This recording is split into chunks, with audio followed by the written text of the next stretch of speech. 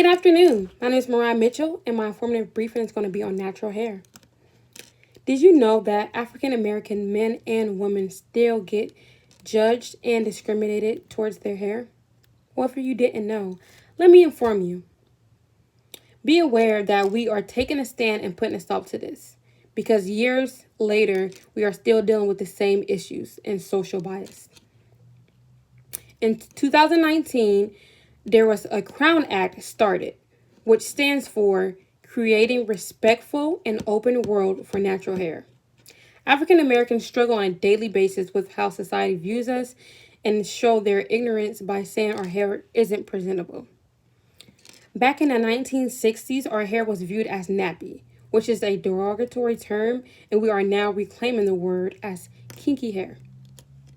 www.campaignorganizefor.org states it is legal to discriminate against a person in the workplace and schools because of their natural or protective hairstyles in all states except California, New York, New Jersey, Virginia, Colorado, Washington, and Maryland.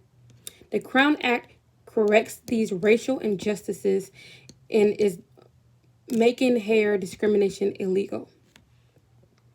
Also in 1960, activist Angela Davis was a part of the first wave of natural hair movement. Miss Davis wore her hair in an afro, such as this. This is the afro. And it's a sign of Black power and rebellion against white American beauty standards. One of the many reasons why I became a natural, I also stand for what I believe in, and I will not let today's society change my image. I have been natural for about 10 years now, and I haven't looked back ever since. Stated on www.buride.com, natural hair defined hasn't been altered by chemical straighteners, relaxers, or texturizers. African American women were always told they will look better if they had straighter hair or wore a wig. Many women, as myself, have natural, thick, curly, coiled hair. And by putting relaxers in our hair and making it straighter, it actually damages our hair in the long term. Chemicals can cause breakage, alopecia, and scalp irritation, and actually not help our hair grow, and which is our goal. Little did I know, even with me joining the military, I had to keep my hair pulled back in a slick, tight bun every day for work.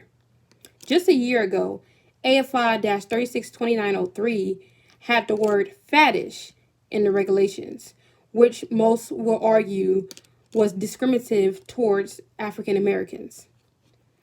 Because we have textured hair, many of our styles were considered faddish, and people didn't believe that they were in the regulations. We always got questioned on if our hair was in regs or not. Many styles we wear to protect our hair from damage wasn't even allowed. We couldn't embrace our coarse hair because many people didn't approve it. I have to use so many products on my hair on a daily basis to even make it slick back into a bun, which is not my natural state. Many of the products I use include leave-in conditioner, like this. Then I also use a cream I apply on my hair. Then I apply Jamaican castor oil to lock all my moisture inside my hair to keep it moisturized because it can get dry very easily. And then I have to use Eco Styler gel to slick my hair back with a lot of Eco Styler gel to slick my hair back in a bun. And then I condition it with water and conditioner as well.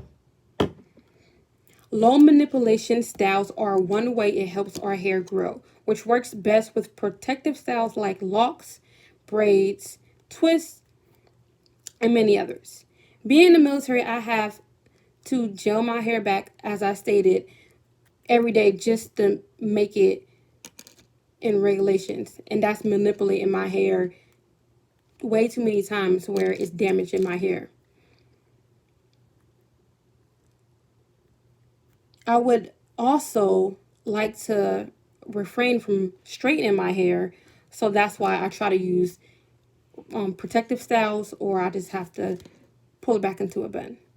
Finally, in year 2020, faddish is now out of the AFI hair regulations, and we can now wear our hair in many other protective styles. There are, one of them such is locks. Now that you can see natural hair movement in the world is huge in our community.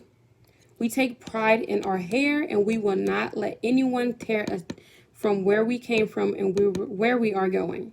Please help us support our natural hair journey and join a movement in legalizing every state that discriminates against natural hair.